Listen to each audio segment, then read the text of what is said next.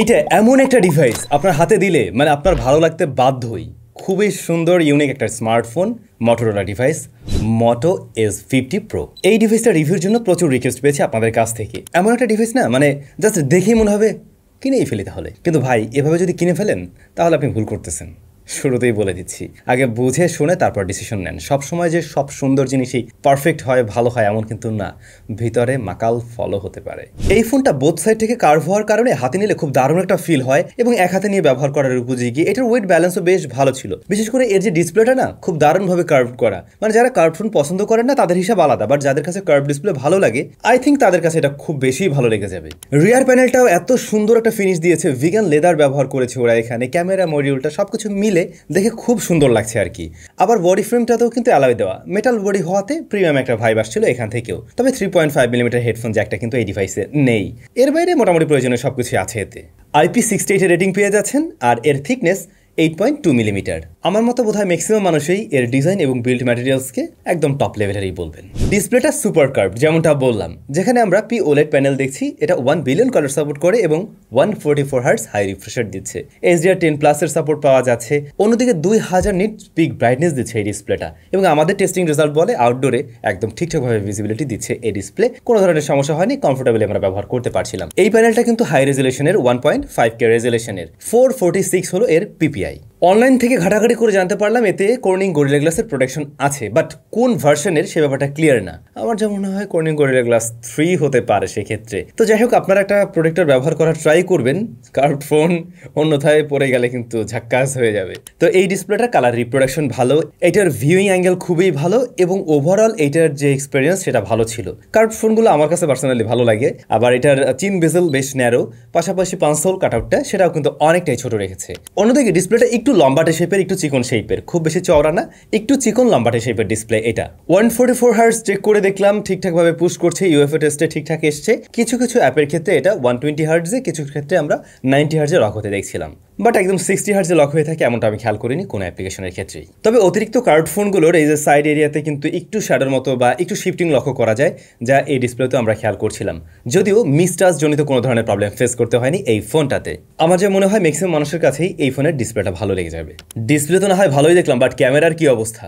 আচ্ছা, camera result বলার আগে ফোনটা কোথায় পাবেন সেটা একটু জানুন।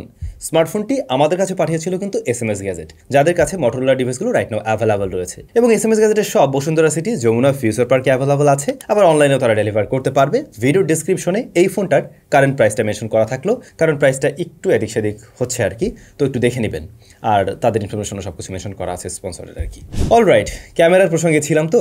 রিয়ারে 3টা শুটার আছে। মেইন শুটার হলো গিয়ে 50 মেগাপিক্সেল, যার অ্যাপারচার f1.4। পরবর্তী শুটারটা 10 মেগাপিক্সেলের টেলিফোটো জুম লেন্স, যেখানে 3x অপটিক্যাল জুম পাওয়া যাবে এবং এখানে OIS আছে। পরবর্তী শুটারটা 13 মেগাপিক্সেলের, এইটা আলট্রাওয়াইডে ছবি নেবে।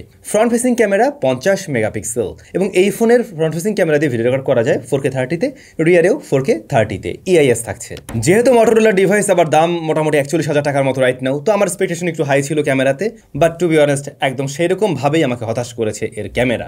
বিশেষ করে এটার কালার, ভাই এটা কি কালার? এটার কালার অনেক বেশি স্যাচুরেটেড মনে হয়েছে এবং কন্ট্রাস্টই লাগছে। বরং মেইন ক্যামেরার চাইতে এখানে যে টেলিফোটো লেন্সটা রয়েছে না, ওইটার কালার অনেক বেশি ন্যাচারাল। এখন পপটা টাইপের কালার যদি আপনার ভালো লেগে থাকে তাহলে এটার কালার নিয়ে আপনার কাছে কোনো সমস্যাই মনে হবে না, বাট আমি প্রেফার করি অনেকটা ন্যাচারাল কালারকে। তো সেই ক্ষেত্রে এইটা অনেক দূরেই পিছিয়ে আছে আর কি।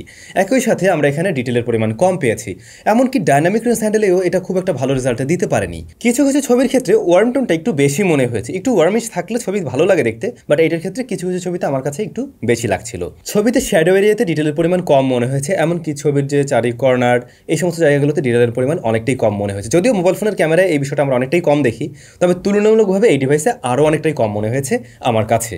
অন্যদিকে আলট্রাওয়াইডের সাথে এর কালারের বেশ কিছুটা তারতম্য দেখছি, এবং আলট্রাওয়াইডটাকে আরও একটু সফট মনে হয়েছে। আলট্রাওয়াইডটাকে প্রপার লাইট দিতে পারলে মোটামুটি মানের একটা ছবি দিচ্ছিল, কিন্তু নাইট মোডে খুব একটা ভালো রেজাল্ট দিতে পারছিল না আলট্রাওয়াইড, যেখানে মেইন ক্যামেরাটা আবার নাইট মোডে মোটামুটি ভালো রেজাল্ট দিচ্ছে। যদিও এই প্রাইস পয়েন্টের অনেক ডিভাইস এর চাইতে বেটার নাইট মোড দিতে পারে, তো সেইখানে আবার পিছিয়ে পড়বে। কিন্তু ওরই আল্ট্রাওয়াইডের সাথে যদি কম্পেয়ার করেন, বাকি লেন্সগুলোর সাথে কম্পেয়ার করেন, তাহলে ভালো রেজাল্ট দিচ্ছে আর কি। তো জুম লেন্সের কথা বলছিলাম, যেখানে আমরা দেখলাম কালার টোনটা অনেকটা ন্যাচারাল নিউট্রাল টাইপের রাখা ট্রাই করে, 3x পর্যন্ত লসলেস জুম পেয়েছি, এই জায়গাটা ঠিকঠাক আছে। তবে কিছু কিছু ক্ষেত্রে এইটা আবার এক্সপোজার ব্যালেন্স করতে গিয়ে একটু হিমশিম খায়।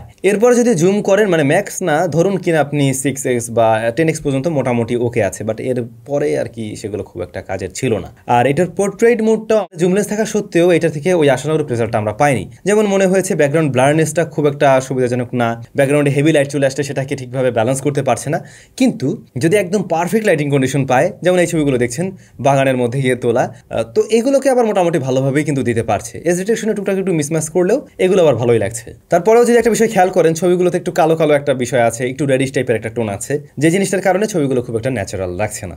ফ্রন্ট ফেসিং ক্যামেরাটা মোটামুটি মানের ছিল, কিন্তু খুব অদ্ভুতভাবে ফ্রন্ট ফেসিং ক্যামেরাটা একটু ব্রাইট করে দেয়, আমরা ম্যাক্সিমাম স্মার্টফোনেই দেখি, বাট এটার ক্ষেত্রে ব্যাপারটা অন্যদিকে গেল, কেমন যেন একটু কালো কালো একটা বিষয় নিয়ে আসছে। ম্যাক্সিমাম ছবিতে সেই বিষয়টা খেয়াল করছিলাম। লাইটিং যদি উল্টাপাল্টা হয়ে যায় তাহলে ওই বেচারাও কেমন যেন একটু উল্টাপাল্টা করে ফেলে আর কি। ইনডোরের দিকে সফটনেস লক্ষ্য করা গেছে, আউটডোরের দিকে ওই যে একটু ব্ল্যাকিশ টাইপের ছবি দিচ্ছে আর কি। তো যা বুঝতে পারছি বোথ সাইডের ক্যামেরাতে বেশ কিছুটা ইস্যু আছে। এই সেম সেন্সর কিন্তু ওদের প্রিভিয়াস জেনারেশনে ওরা ব্যবহার করছে, যেখানে ছবির কোয়ালিটি আরো বেশি ন্যাচারাল ছিল, আরো বেটার ছবি ছিল, এমনকি এইটার মতো এত বেশি কন্ট্রাস্টি টাইপের ছবি দিত না। সেখানে মোটরোলার 8-এর ছবি এমন কেন আমি জানি না। আমার মনে হয় ওরা চাইলে পরবর্তীতে আপডেটের মাধ্যমে এই বিষয়গুলোকে ফিক্স করতে পারে। এটা ফিক্সেবল, এটা যেহেতু অপটিমাইজেশনের একটা ইস্যু, সো এটা ঠিক করা সম্ভব। এখন আমি জানি না কত দ্রুত এটা ওরা ফিক্স করবে বা আদৌ করবে কিনা। যাই হোক, ভিডিও রেকর্ড করা যায় 4K 30 FPS এ বোথ সাইডের ক্যামেরায়। স্ট্যাবিলিটি মোটামুটি ওকে হলেও এক্সপোজার ব্যালেন্স ইস্যু আছে, এবং মনে হচ্ছিল ফ্রেমটা ড্রপ করে যখন কিনা আপনি ক্যামেরাটাকে একটু বেশি মুভমেন্ট করবেন। আর যদি আস্তে আস্তে শ্যুট করেন বা মানে খুব বেশি মুভমেন্ট না থাকে আপনার ভিডিওতে, সেক্ষেত্রে এই সমস্যাটা ধরা পড়ে না, কিন্তু খুব বেশি মুভমেন্ট থাকলে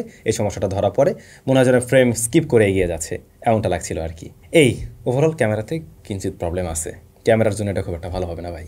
ক্যামেরার তো এই হল, বাট পারফরমেন্সের কি অবস্থা এটা দেখে কি নেওয়া যাবে? স্মার্টফোনটি রান করছে অ্যান্ড্রয়েড 14-এ। ওকে, লেটেস্ট কিছু আছে। প্রসেসর হিসেবে রয়েছে Qualcomm Snapdragon 7 Gen 3, এর জন্য 720 এর গ্রাফিক্স সেকশনে থাকছে। আর এই ফোনটা পাওয়া যায় র্যামের দিক থেকে দুটো ভ্যারিয়েন্টে, 8 এবং 12 GB। সেই সাথে 128 GB, 256 GB এবং 512 GB-তে স্টোরেজ রয়েছে। Storage type UFS 2.2। আমি জানি এটা শুনে আপনি অবশ্যই এখন হতাশ, মাথার উপরে বাস ভেঙে পড়েছে পড়ার এই কথা। এরকম একটা ডিভাইসের সাথে মানে কেমনে কি UFS 2.2, এটা তো মানে মানাই যায় না। অন্যদিকে র্যাম টাইপ FDDR4X, মানে এই দুই জায়গায় একদম পুরা মাইরা দিছে।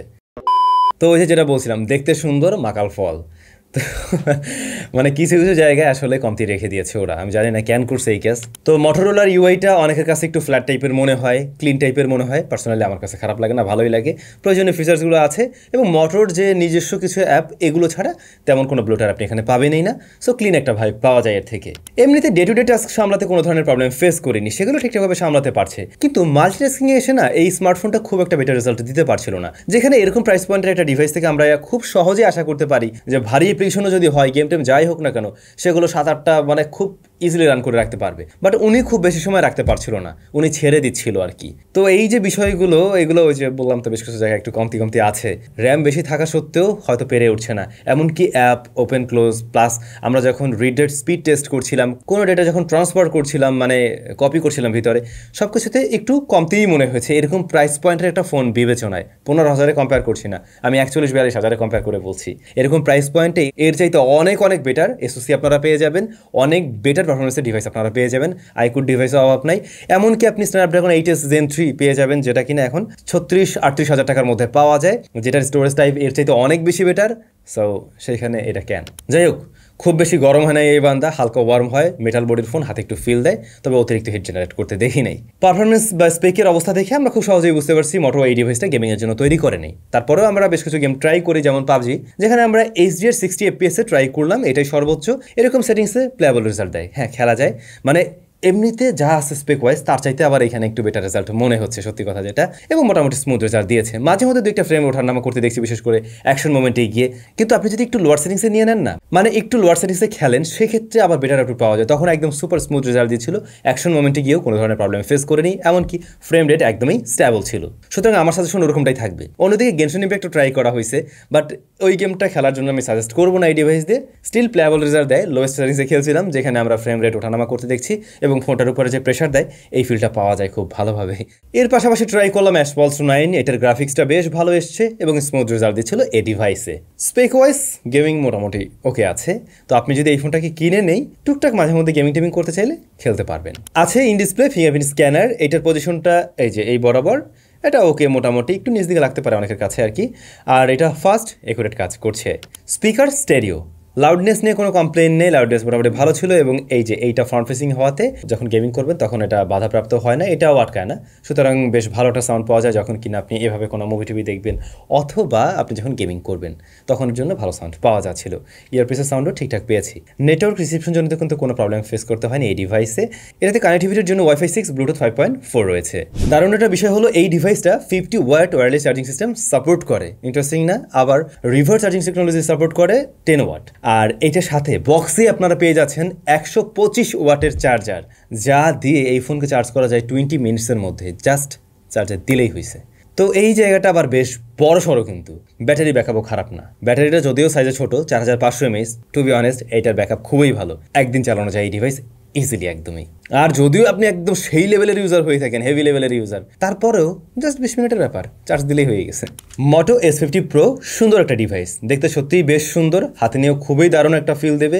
8-10টা স্মার্টফোনের সাথে কম্পেয়ার করে এই জায়গায় সে এগিয়ে থাকবে শিওর, বাট কমতির জায়গাও অনেক বড়, যেমন ক্যামেরা ভালো ছিল না এবং পারফরমেন্সেও কমতি আছে এই প্রাইস পয়েন্ট অনুযায়ী। এইটার দাম 35,000 টাকার আশেপাশে হলে ঠিকঠাক হইতো, এইটা যে প্রাইস পয়েন্টে আমি কোনোভাবেই মনে করি এটা ঠিকঠাক নাই। এই হচ্ছে বিষয় আর কি। এখন আমি জানি আমার সাথে অনেকে একমত হবেন না, বাট মানে যেহেতু এরকম প্রাইস পয়েন্টে আরও বেটার ডিল আছে, সো আমার সাজেশন থাকবে এই এত দাম দিয়ে এটা না কেনার জন্যই, বাকিটা আপনাদের উপরে নির্ভর করবে আর কি। যাই হোক, সবাই ভালো থাকবেন, অনেক বেশি ভালো। দেখা হচ্ছে নতুন ভিডিওতে, টিল দেন টেক কেয়ার।